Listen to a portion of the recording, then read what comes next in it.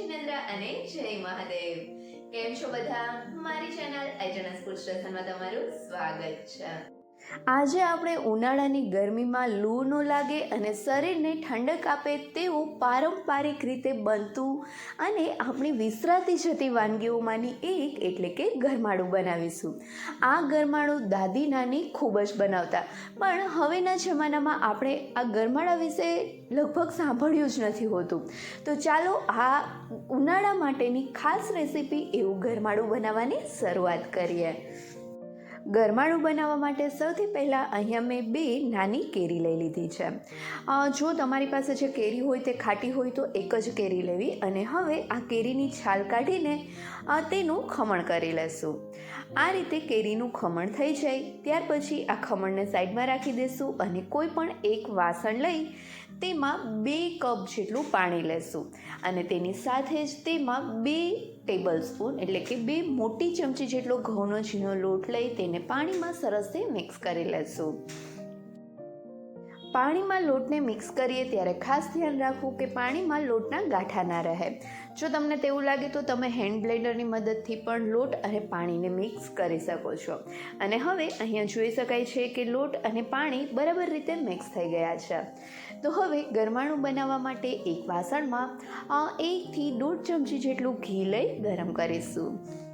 ઘી ગરમ થાય એટલે તેમાં 2 લવિંગ અને નાનો તજનો ટુકડો ઉમેરીશું. અહીંયા આપણે લવિંગ વધારે નથી ઉમેરવાના, વધારે લવિંગ ઉમેરવાથી તે શરીરમાં ગરમ પડે છે એટલે 2 જ લવિંગ ઉમેરવા. અને હવે તેને થોડી વાર માટે સાતળી લેશું. લવિંગ અને તજને થોડીવાર ઘીમાં સાતળ્યા પછી હવે તેમાં આપણે જે લોટ અને પાણીનું મિક્સચર તૈયાર કર્યું હતું તે ઉમેરીશું અને તેને ચમચા વડે સરસથી મિક્સ કરી લઈશું. અને હવે તેની સાથે જ તેમાં 3 થી 4 ટેબલ સ્પૂન અથવા તો ગરમાળું મસ્ત મીઠું થઈ જાય એટલો ગોળ ઉમેરીશું. પહેલાં ગોળ થોડો ઓછો ઉમેરવો, ત્યાર પછી ગોળ બરાબર રીતે ઓગળી જાય પછી તેને એક વખત ટેસ્ટ કરીને વધુ ઓછો ગોળ ઉમેરી શકાય છે. તો હવે ગોળને સરસથી મિક્સ કરીને ઓગાળીશું.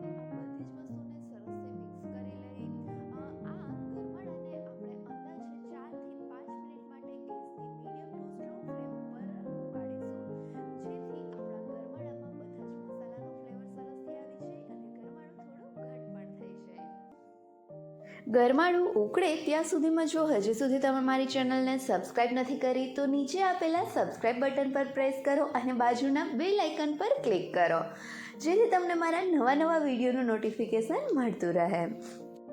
5 થી 6 મિનિટ જેવું ગેસની મીડિયમ ટુ લો ફ્લેમ ઉપર ગરમાળાને ઉકાળ્યા પછી હવે અહીંયા જોઈ શકાય છે કે તે પહેલાં કરતાં ઘટ થઈ ગયું છે. તો આ રીતે આપણે જે દાળ અને કઢી બનાવતા હોઈએ તે રીતની કન્સિસ્ટન્સી થઈ જાય ત્યાં સુધી ગરમાળાને ઉકાળવાનું છે. અને ત્યાર પછી હવે તેમાં આપણે થોડું બદામનું કતરણ ઉમેરીશું અને તેની સાથે જ તેમાં થોડો વરિયાળીનો ભૂકો અને થોડા ખસખસ ઉમેરીશું. વરિયાળી અને ખસખસ બંને શરીરને ઠંડક આપવામાં ખૂબ જ મદદરૂપ થાય છે. અને હવે આ બધી જ વસ્તુને સરસથી મિક્સ કરી લેશું અને ત્યાર પછી હવે આપણે ગેસની ફ્લેમ બંધ કરી દઈશું.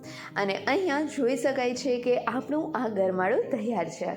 ગરમાળું જ્યારે ઉકળતું હોય ને ત્યારે જ તેને એક વખત ટેસ્ટ કરી લેવું. જો તેમાં ગળાશ ઓછી લાગતી હોય અથવા તો ખટાશ ઓછી લાગતી હોય તો સ્વાદ પ્રમાણે તમે તેમાં ઉમેરી શકો છો. અને હવે આ તૈયાર થયેલા ગરમાળાને આપણે સર્વિંગ બાઉલમાં સર્વ કરીશું.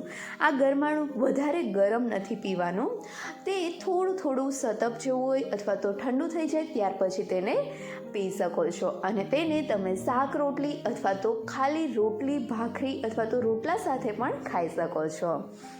એક વખત તમે આ ગરમાળું બનાવશો ને પછી અઠવાડિયામાં 2 થી 3 વખત તો બધા ગરમાળું બનાવવાની ફરમાઈશ કરશે જ. તો તમે પણ એક વખત આ ગરમાળું જરૂરથી ટ્રાય કરજો અને મને કમેન્ટ કરીને કહેજો કે તમને આ રેસીપી કેવી લાગી. જો રેસીપી ગમે તો વિડીયોને લાઇક કરજો અને તમારા ફ્રેન્ડ્સ સાથે શેર પણ કરજો. અને હા, મારી ચેનલને સબસ્ક્રાઈબ કરવાનું ભૂલતા નહીં. Thank you so much.